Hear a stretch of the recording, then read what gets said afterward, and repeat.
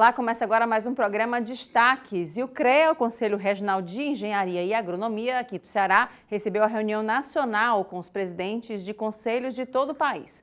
Voltado para compartilhar demandas, o encontro foi promovido pelo CONFEA, o Conselho Federal do Setor. Esse é o segundo encontro ordinário do Colégio de Presidentes do Conselho Federal de Engenharia e Agronomia, o CONFEA. A gente está aqui com o presidente do Conselho, o Vinícius Marquesi, que vai explicar para a gente como é que vai funcionar esse encontro aqui em Fortaleza. Por que esse encontro é importante? Como é que ele foi organizado, Vinícius? Obrigado, Lucas. A ideia dessas reuniões, desses encontros entre presidentes de CREA e o CONFEA, é justamente para que a gente enxergue, num único momento, vamos dizer assim, as principais demandas do Brasil por meio ali de cada CREA.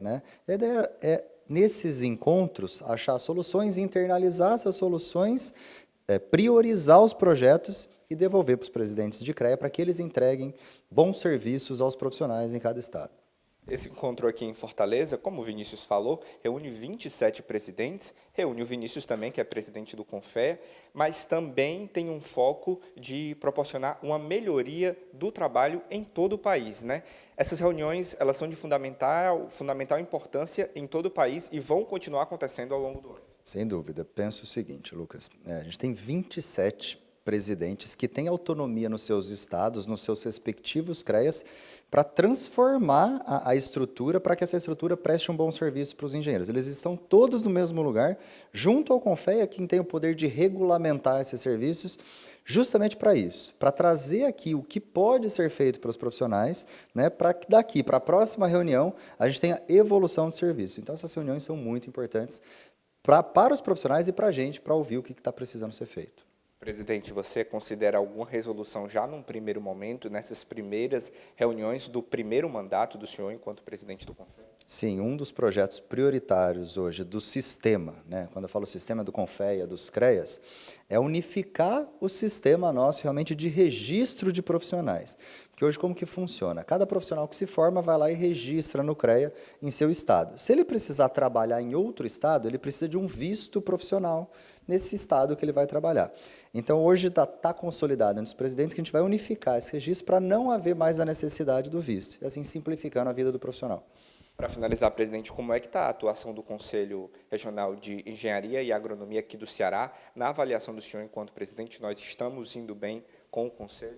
Olha, a gestão do Manuel à frente do CREA Ceará, nos últimos 6 anos, ela foi muito transformadora. O Manuel trouxe um ritmo e uma forma diferente de colocar o Conselho à disposição dos profissionais. E aí, com a gestão agora, com o início da gestão do Galiza, que é um excelente presidente, o Galiza herdou esse bastão, vamos dizer, recepcionou o bastão e está apontando o CREA Ceará aí também para níveis maiores e melhores de prestação de serviço. Ontem mesmo a gente entregou 11 carros para fiscalização aqui do CREA Ceará, em parceria com o CONFEA, uma parceria CONFEA-CREA Ceará, justamente para equipar a fiscalização, para que a sociedade se sinta mais segura. A gente conversou agora com o Vinícius Marquesi, presidente do CONFEA. Muito obrigado por sua participação. Essas são as nossas informações, a gente vai ficando por aqui. E agora eu volto contigo no estúdio. E falando em saúde e no câncer inguinal, você sabe como detectar e tratar? Sobre esse assunto eu converso com o médico oncologista Marcos Paulo Fernandes. Muito obrigada pela sua presença, doutor Marcos. Eu que agradeço o convite de estar aqui conversando com vocês sobre esse tema, Um tema que tem ganhado bastante relevância ultimamente, E a primeira observação que eu queria fazer é o que é a região inguinal, A região inguinal é aquela região da virilha, conhecida popularmente como região da virilha, e existem diversos cânceres, neoplasias malignas que podem acometer essa região. Então, geralmente, o tumor primário ele não se origina diretamente da região inguinal, mas ele pode se disseminar para aquela região, os linfonodos, que são os gânglios que estão presentes ali naquela região inguinal.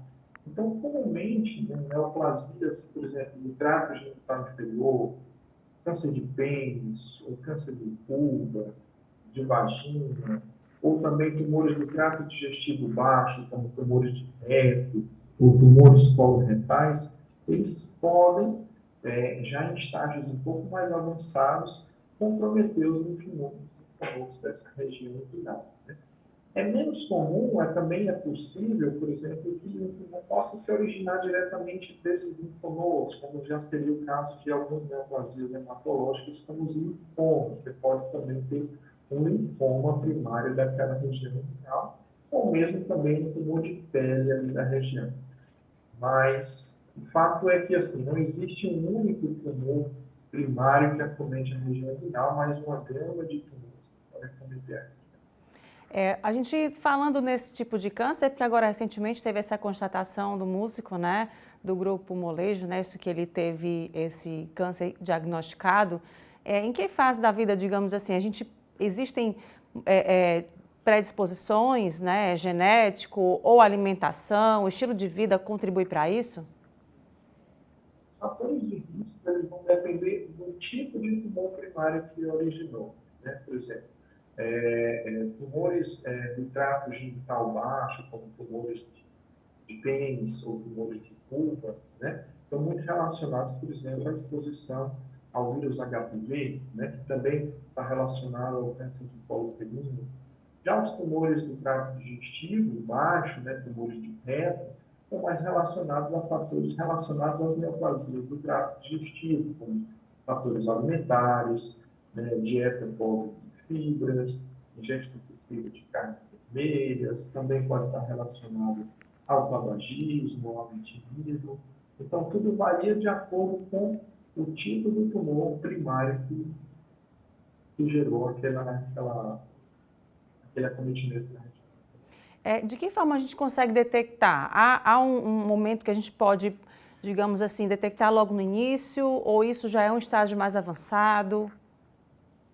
O fato de já ser um comprometimento já determina um estágio mais avançado, né? Então, os tumores na região inguinal vão ser detectados por uma massa, uma tumoração naquela região, que pode se manifestar com dor, ou vermelhidão, ou endurecimento no local, às vezes também sangramento, ou saída de secreção no local, tá? Mas, em geral, já denota uma doença mais avançada. E aí, nesse caso, uma vez detectado, né, um exame que é feito e detectado, como é que é feito esse tratamento? De que forma ele é mais invasivo? Ou é um tratamento que é com medicação? Como é que é feito esse cuidado dessa pessoa? O diagnóstico ele é feito por meio de uma biópsia, né, para confirmar. É necessário ser feita a retirada de um fragmento do tecido da lesão ou do linfonodo inguinal. Esse material é enviado para o estudo em laboratório de patologia patológica para ser feito o diagnóstico. E aí, com base no resultado, né, do diagnóstico da neoplasia, é que é indicado o tratamento. Por exemplo, tumores de vulva, de pênis, né, muitas vezes são tratados com combinação de quimio e radioterapia, assim também como tumores de reto, né? Já tumores coloretais, por exemplo, muitas vezes são inicialmente tratados com cirurgia e depois seguidos por quimioterapia adjuvante. Então, o tratamento também é diferente conforme o tumor primário de origem. Doutor Marcos, a gente falando com relação a ele, né, assim, um público masculino, né, ele realmente atrasa um pouco para se ter um diagnóstico, quando identifica um câncer já é no estágio avançado, tem muito disso ainda, os homens ainda demoram para procurar cuidar um pouco da saúde?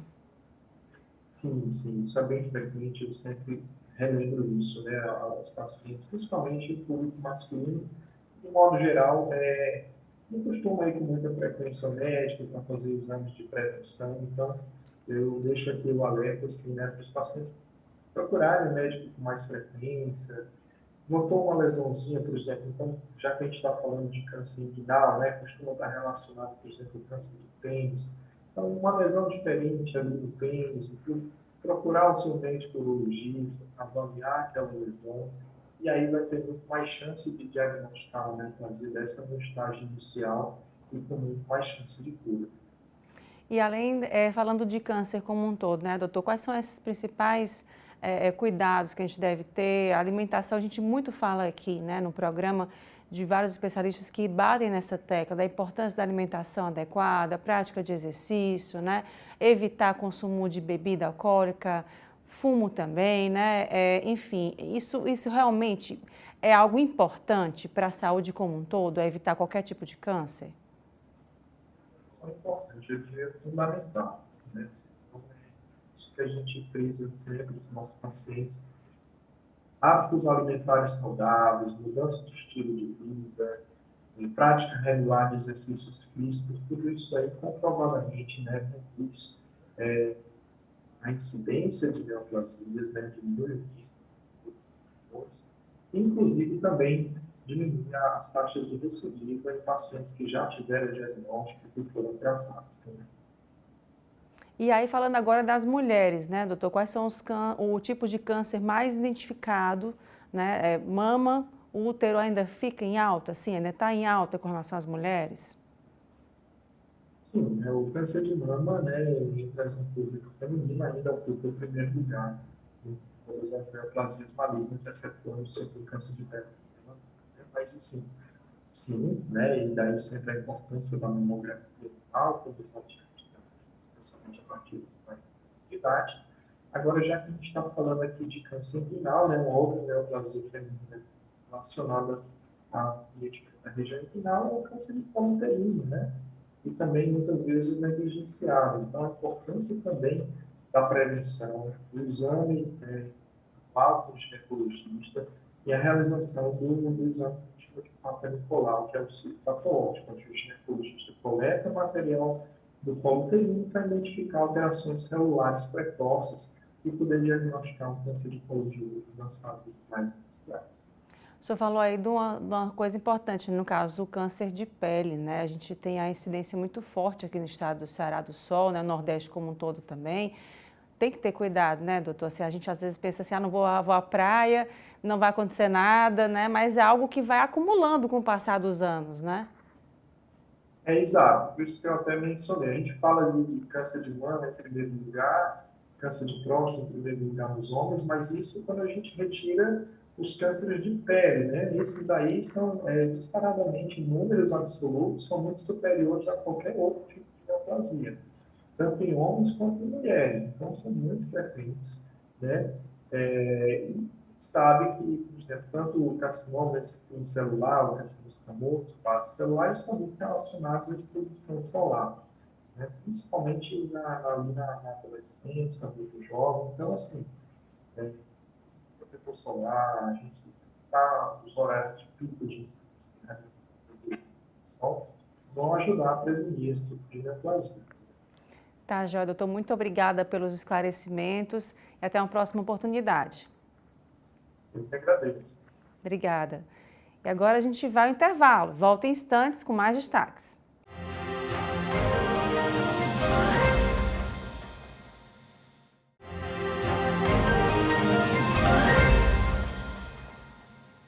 E o setor de viagens corporativas no Brasil atingiu um marco histórico no ano passado, registrando um faturamento de 13 bilhões e meio de reais, segundo dados divulgados pela Associação Brasileira de Agências de Viagens Corporativas. Sobre esse assunto, eu conversei com Regis Abreu, diretor da WeTravel. Confira. Obrigada pela sua presença, Regis. Eu que agradeço. Muito obrigado.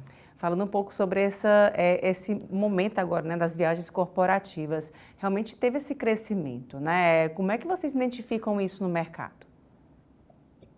A gente, viagens corporativas é um setor de turismo muito, eu posso chamar de uma ciência, onde a gente tem um acompanhamento muito minucioso da performance do setor. Então, a gente vem acompanhando os números e, finalmente, desde o período pandêmico, né, pré-pandêmico, a gente conseguiu agora chegar nos números que nós tínhamos antes, e até estamos recuperando. E a expectativa é realmente que as empresas voltem às suas viagens corporativas que aconteceu antes daquele período. Pois é, e aí nesse momento vocês trabalham também com vários pacotes específicos, né, exclusivos também, né, de acordo com a demanda do que você precisar. Conta um pouco desse trabalho de vocês com relação a isso. A viagem corporativa é uma viagem que muitas vezes a gente fala que ela não é um custo, ela é um investimento, né? Você imagina que um, um colaborador de uma empresa que vai para um congresso, um evento, ou fazer uma visita a cliente, ou fechar um contrato. A viagem corporativa, ela é esse tipo de viagem, que ela é uma viagem que acontece com esse mote, e a intenção é que a empresa obtenha algum retorno com esse tipo de acontecimento. Não é bem um pacote, não se caracteriza como uma viagem de lazer, onde a pessoa até tem opções de escolher datas, né? A gente fala que a viagem corporativa é uma viagem inelástica, ela não tem essas opções. Um congresso acontece na data, vou imaginar aqui, do dia 15 ao dia 19 do mês de abril, por exemplo, então a pessoa tem que estar no destino, no local, nos dias 15 ao dia 19. É uma viagem que não tem opções de escolha. Por isso que até às vezes as pessoas falam, mas viajar corporativo é mais caro que viajar de lazer.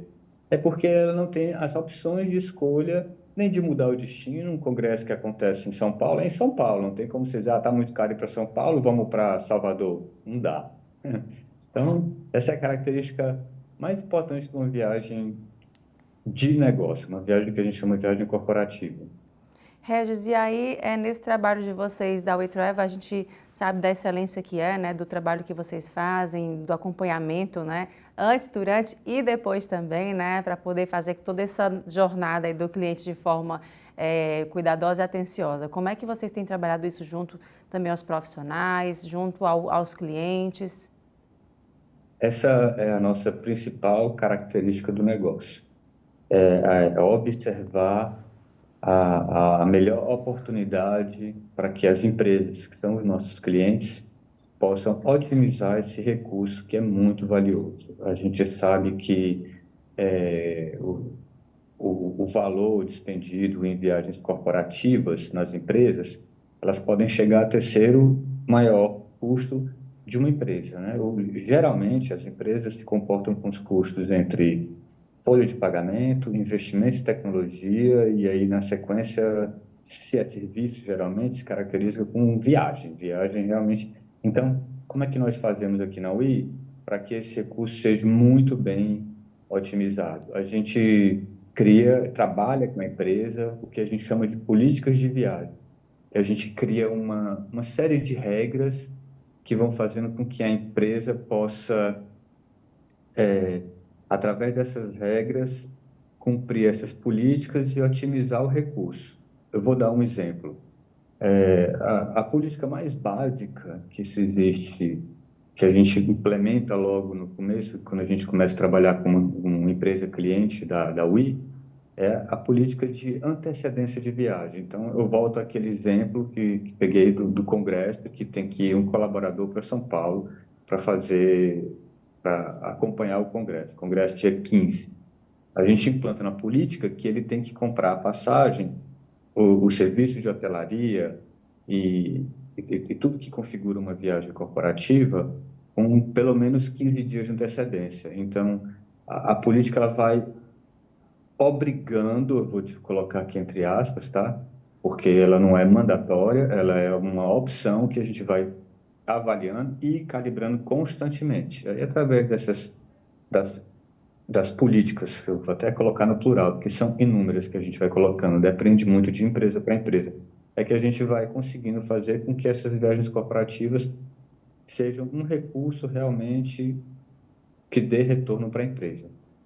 Pois é, e aí para quem saber mais informações, Regis, como é que faz para entrar em contato com vocês, para ver o que tem de novidade, inovações e também seguir nas redes sociais? A gente, o nosso principal ponto de contato é realmente hoje a- são as nossas plataformas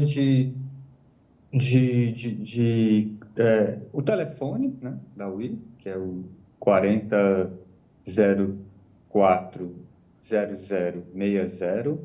A gente recebe muito solicitação de contato também nos WhatsApps, mas o principal maneira que nos contata é sempre indicação. Ou nós que procuramos as empresas, que observamos que ele tem uma oportunidade, entramos em contato e oferecemos os nossos serviços. Tá joia, Regis. Muito obrigada mais uma vez. Até uma próxima oportunidade. Muito obrigado. Até a próxima. Obrigada. A ArcelorMittal trouxe a atleta capixaba campeã mundial de bodyboard, Neymara Carvalho, para uma aula especial em São Gonçalo do Amarante. Os alunos foram crianças moradoras da Taíba. A atleta veio ao Ceará para um contato direto com moradores do Pecém, em São Gonçalo do Amarante. O objetivo foi ensinar o bodyboard e mostrar para outras pessoas o poder transformador do esporte. O apoio e o olhar de igualdade tem que existir dentro do esporte, tem que existir na empresa. Pelo circuito brasileiro a gente vê já a igualdade de premiação.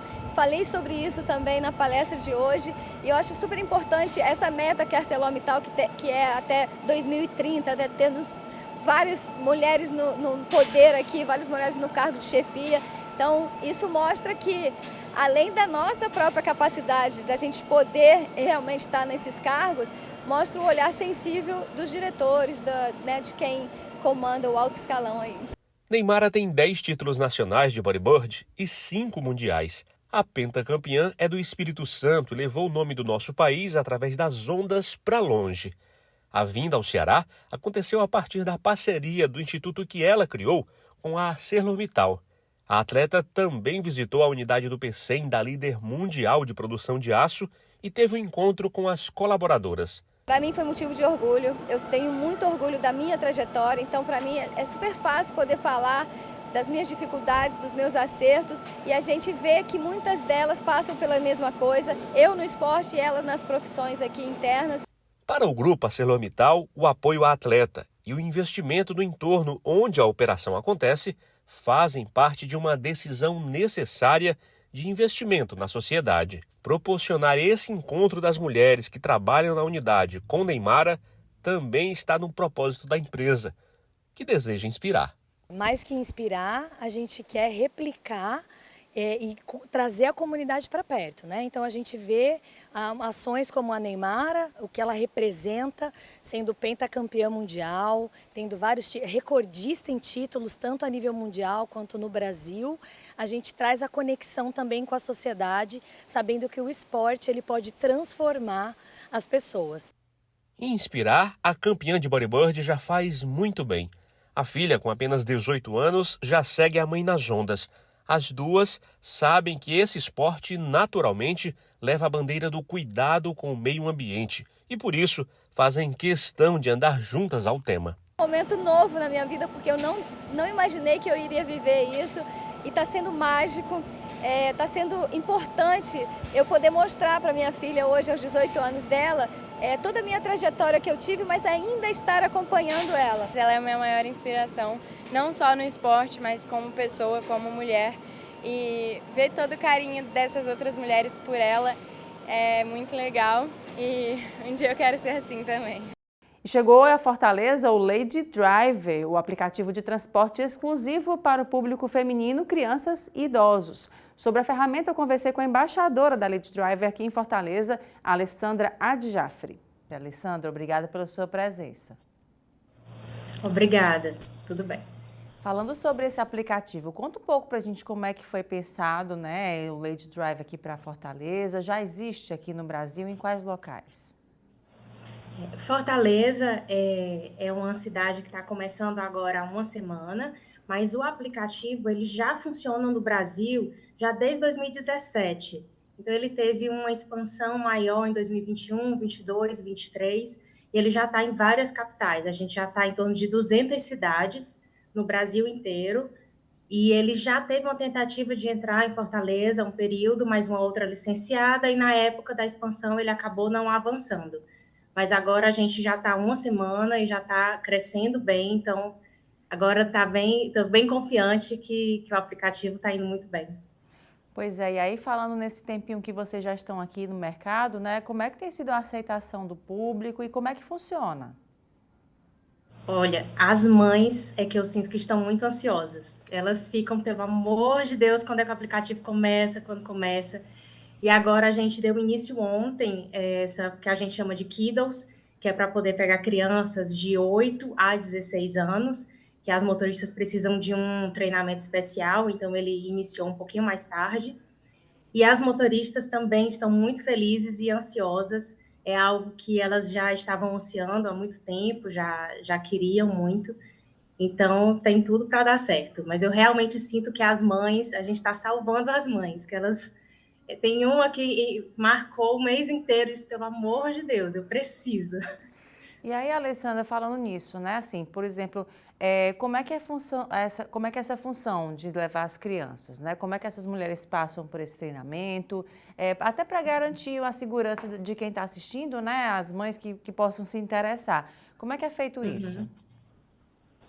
O primeiro básico é que o nosso aplicativo são 100% mulheres. Então, todas as mulheres são, as motoristas são todas mulheres. Aí, além disso, a gente tem esse espaço Kiddos, que são as melhores motoristas. Então, a gente faz uma seleção das melhores motoristas, que tem mais compromisso com o horário, que tem menos cancelamento, que tem esse cuidado e que mora na mesma região. Então, elas acabam iniciando o dia com essa primeira corrida de deixar a criança na escola.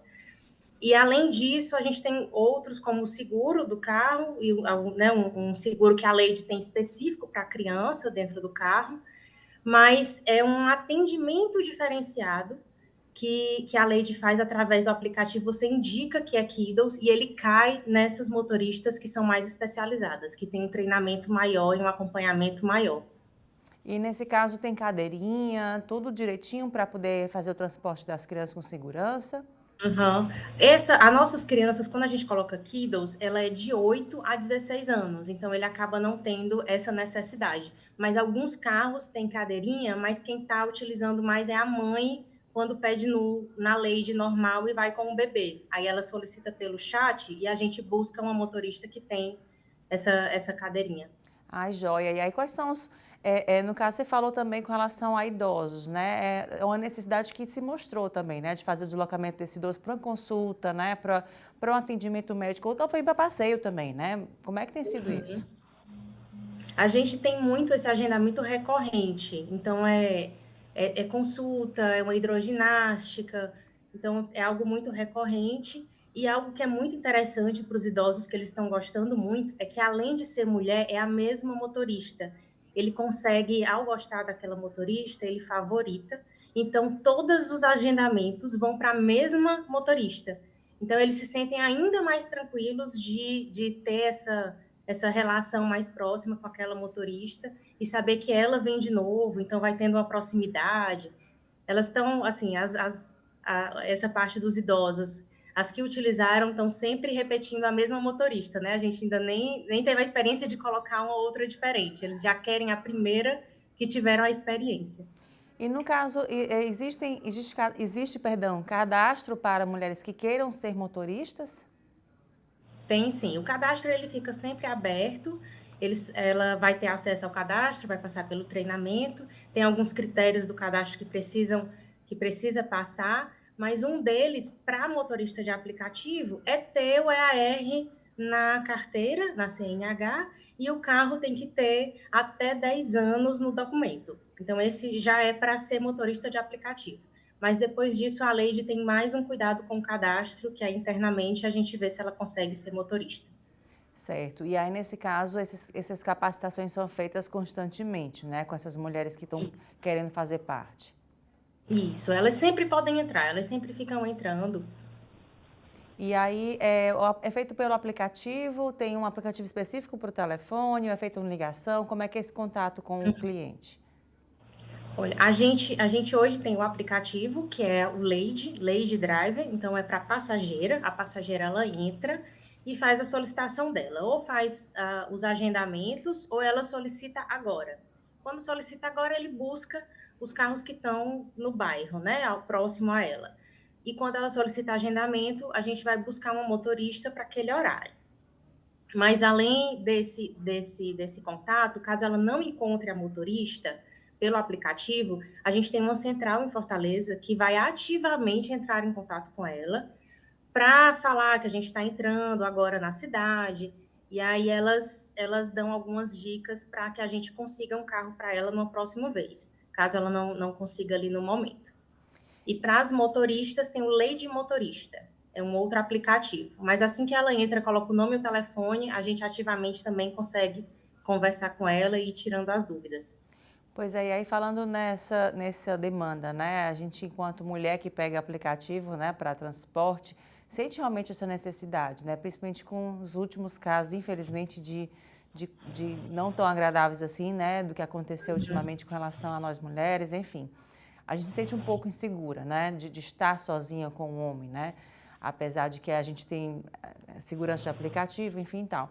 Mas um aplicativo como esse, assim, você viu essa demanda muito forte aqui no estado, de pessoas pedindo que mulheres sejam motoristas, né? Isso tem uma demanda reprimida e crescente, você observou isso? Tem. Principalmente as motoristas, às vezes, elas até já trabalham em outros aplicativos e se sentiam inseguras pelo público, né? Que às vezes elas pegam, ou pelos bairros, que às vezes elas precisam se deslocar. Mas eu senti principalmente das passageiras, porque a gente não tem opção. Então, como a gente realmente não tem opção, era mais difícil. E esse das mães, as mães realmente é um público, criança realmente é um público que está muito sensível, assim, as mães até conseguem deixar as crianças às 7 horas da manhã, mas para buscar no horário do almoço, levar para o inglês, para o vôlei, nesse horário muito no meio do expediente, é o que realmente a nossa demanda está sendo maior. E aí tem esse rastreio, digamos assim, dessa motorista, a partir do momento que pega essa criança em casa, ou esse filho em casa, leva para a escola, ou ao contrário, a escola para casa, enfim, de onde for. Tem como ser rastreada essa corrida, essa mãe acompanhar isso? Tem. Ela usa o aplicativo como outros aplicativos, né? Ela fica acompanhando e a gente também acompanha aqui com o monitor todas as corridas que estão tendo. A gente tem um operacional que fica com o monitor aberto, acompanhando todas as motoristas em tempo real, todas as corridas que estão acontecendo. Tá joia, Alessandra. E para a gente encerrar aqui, para quem quiser saber mais informações, tanto de baixar o aplicativo como nas redes sociais, saber como ser motorista ou como também solicitar o serviço, como é que faz para encontrar vocês? Olha, a gente tem o nosso Instagram, que pelo Instagram a gente vai respondendo via direct, que é o ladydriverfortaleza.oficial. Então, através do Instagram tem acesso aos cupons, ao que está acontecendo, às dicas. Então, a gente, com essa fase de adaptação, a gente passa muitas dicas por lá, em que bairros a gente está conseguindo ser mais ativo, onde a gente está conseguindo atender melhor. Então, o Instagram está sendo realmente uma fonte de comunicação muito boa. E de lá, você vai ter acesso à central. Mas a central ela vem depois de uma necessidade de um primeiro atendimento. Tá joia, Alessandra. Muito obrigada mais uma vez e até uma próxima oportunidade. Muito obrigada. E agora o intervalo. A gente volta em instantes com mais destaques.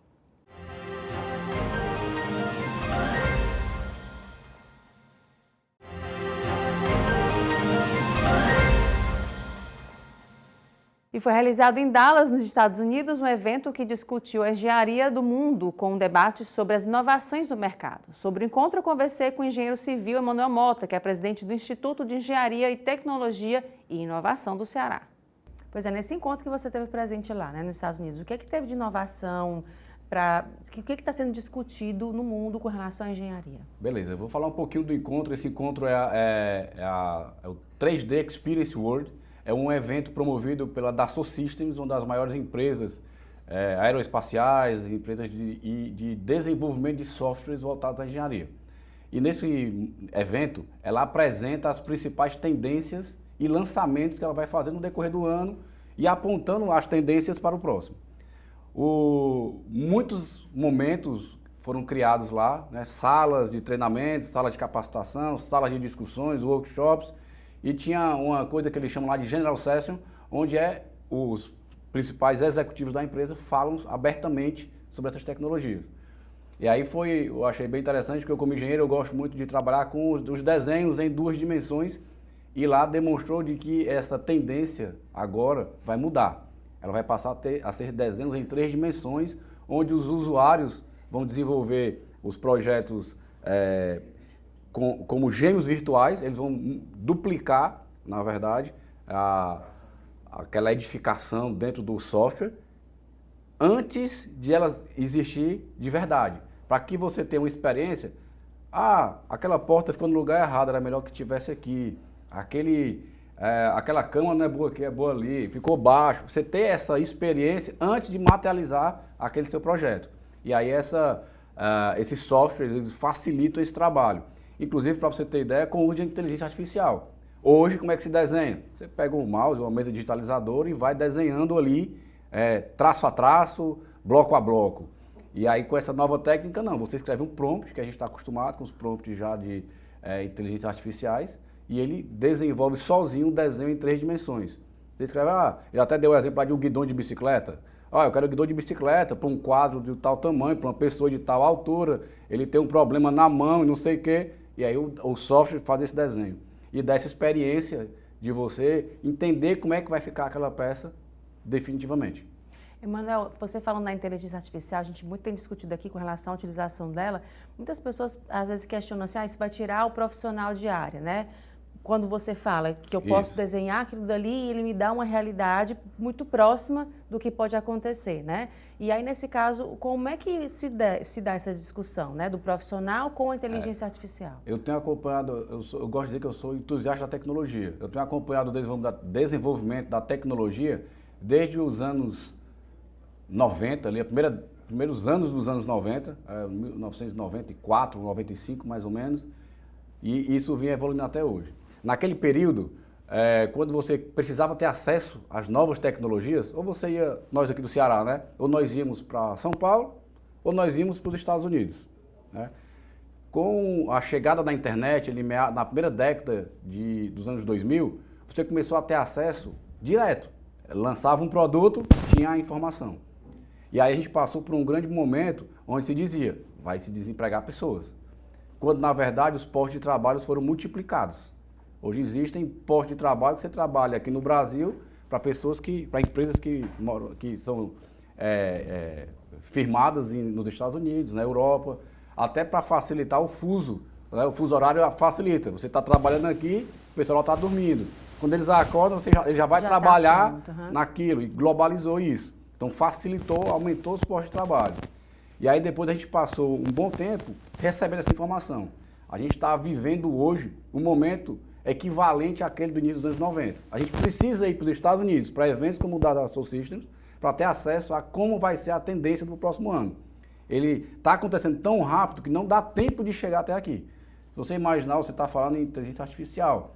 Há um ano atrás, você entrevistou alguém que pelo menos dissesse o termo, verbalizasse o termo inteligência artificial há um ano atrás. Era como tendência, né? Era como tendência. E hoje é uma realidade que qualquer pessoa, qualquer redator, qualquer engenheiro, quando vai produzir algum trabalho, ele bota lá num chat GPT, que é o mais básico das inteligências artificiais hoje, para dar uma revisada no texto. Nem que seja para corrigir os erros de português.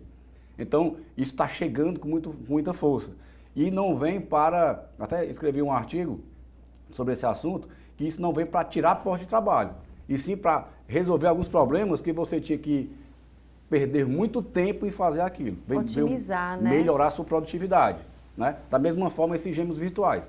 Você tinha que montar, construir aquela peça, nem que fosse um protótipo, né? Uma peça de mecânica, ou no caso de uma construção de uma casa, de um edifício, putz, não deu certo esse negócio. E agora não, você cria um gêmeo digital, é o que? Uma cópia virtualizada, onde você pode inclusive usar uma realidade virtual para entrar, andar e verificar como é que vai ficar tudo. Então a inteligência artificial, ela não vem só resumir a escrever textos. Ela vem produzir imagens, às vezes você precisa produzir uma imagem de uma determinada característica em outro país, e você não tem acesso a isso, você com um prompt ele consegue montar, pesquisar e juntar tudo isso. E eu acho que vem realmente a otimizar o nosso trabalho. Emanuel, com relação à questão também, a gente falou da inteligência artificial e também uma dúvida que eu sempre tive com relação à questão das pessoas fazerem muito faça você mesmo, né? Construir algo que enfim, que a gente sabe que é a expertise de um engenheiro, né, de uma pessoa, do arquiteto até também, e que é importante, né, esse cuidado com o que está sendo, porque são vidas, né, no final das contas. A pessoa vai fazer assim, vou fazer um quarto, vou fazer uma sala, vou ajeitar uma cozinha, um piso, enfim. Tudo isso está sendo muito colocado nas redes sociais de forma que qualquer pessoa pode fazer. E não é bem assim, né? A gente tem esse lado que pode facilitar, mas de outra forma tem que ter esse cuidado, né, mano? Na verdade, eu acabo interpretando, eu gosto de fazer alguns comparativos, tá? Com a medicina.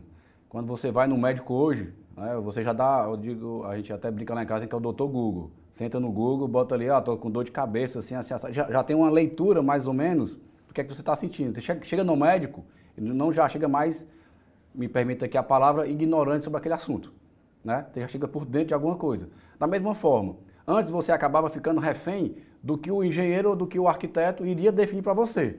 Hoje você já chega, eu quero essa foto aqui que eu vi no Pinterest, eu pesquisei ali no banco de imagens, aquele sofá, eu quero daquela forma, você já chega dizendo alguma coisa.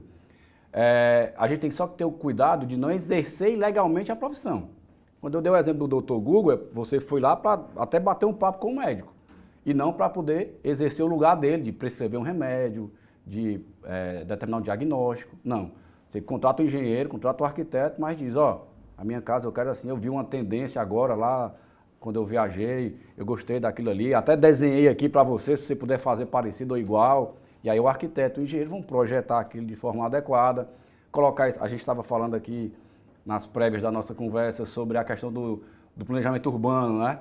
Ele vai colocar dentro das normas de controle urbano da cidade, dentro das normas do Código de Postura, dentro das normas técnicas da ABNT. Existe uma série de parâmetros que são seguidos. Por que a porta daquela largura, daquela altura, a cadeira tem essa altura, a pia fica naquela bancada que você está com dor nas costas? Por que foi que você ficou com dor nas costas quando foi fazer ali alguma comida, alguma coisa?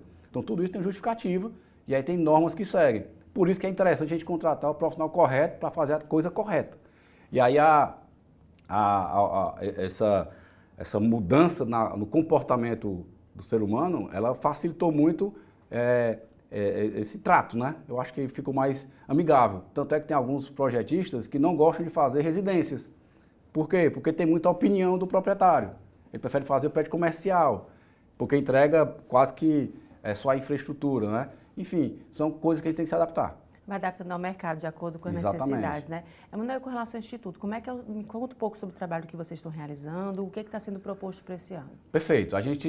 Hoje eu estou à frente do IET, é o Instituto de Engenharia, Tecnologia e Inovação. A gente tem aí mais ou menos 2 ou 3 anos de CNPJ, né? Ou seja, a gente se formalizou nesse período e o principal objetivo é trazer capacitação para engenheiros profissionais das geociências e agrônomos. São os profissionais ligados diretamente ao CREA. E as capacitações a gente tem colocado como meta de serem gratuitas ou acessíveis. A gente tem buscado recursos de patrocínios para montar essas capacitações. Uma delas a gente está trazendo aí junto à DASO, de softwares que ela está trazendo para o Brasil, onde os profissionais de engenharia vão ter acesso a licenças bem mais baratas, vão ter acesso a licenças de softwares complexos, mas através de capacitação do IET, né? Um outro ponto que a gente está fazendo são workshops, são eventos onde a gente vai trazer as últimas novidades, as últimas tendências. São também outras questões que a gente está fazendo, são ligadas a suporte de planos de saúde, hoje está muito caro, a gente tem convênios com planos de saúde, enfim, são todos esses movimentos que uma associação, um movimento associativista, ele oferta aos seus associados, mas tudo ligado sempre à tecnologia e inovação. A gente tem uma sede ali na cidade de funcionários, que tem salas disponíveis, inclusive para os nossos associados usarem como sala de reunião, sala de trabalho. A gente está tentando trazer um movimento diferente para os engenheiros. E para saber mais informações sobre o Instituto, como é que faz para encontrar? É só acessar o site www.ietce.org.br ou então entrar no nosso Instagram, @ietce. Tá joia, Emanuel. Muito obrigada mais uma vez e até a próxima oportunidade. Obrigado, estamos sempre aqui à disposição. Obrigada. E vem aí a 27ª edição do Festival de Teatro de Acopiara, que neste ano vem com o tema Revivendo o Espírito do Teatro. O evento acontece de 4 a 11 de maio deste ano e sobre a programação eu converso com o Dário de Souza, coordenador do Festival de Teatro de Acopiara. Obrigada pela sua presença. Você está me porque a ouvindo? gente que agradece esse espaço para falarmos um pouco desse festival. Dário, falando um pouco sobre a programação, né? Conta pra gente como é que foi pensada essa programação agora em maio, não é isso? Isso mesmo, o FETAC, o Festival de Teatro de Acopiara, ele, como o próprio tema já diz, 27ª edição. Nós tivemos 4 anos sem realizar o festival. Esse festival, que é o mais antigo festival de teatro do Ceará, ele retoma no ano de 2024, na sua 27ª edição. Em maio, do dia 4 ao dia 11, nós vamos ter aqui mais de 20 espetáculos de teatro de grupos e companhias teatrais de todo o Ceará. Espetáculos de palco na mostra principal, espetáculos na mostra paralela de rua, espaços alternativos, em escolas, trabalhando a formação cultural. São 8 dias de vivência, de troca de experiência com grupos e companhias do Ceará inteiro que vêm para a Acopiara realizar essa mostra para toda a Acopiara e região Centro-Sul. Pois é, e aí pensado nessa programação, né? Ainda tem grupos se inscrevendo? Como é que está atualmente esse calendário? A gente tem aqui, além do teatro, como já falei, em espaços alternativos, nós temos também debates sobre os espetáculos, rodas de conversa, onde cada grupo vai fomentar, vai dizer sobre a montagem de cada grupo. Temos música também. Após as apresentações do teatro principal, a gente tem o FETAC em Festa, que é um espaço destinado à musicalidade, né? Não é só teatro que acontece no Festival de Teatro. A gente tem exposições de arte, tem música com um show de diferentes ritmos, né? Música.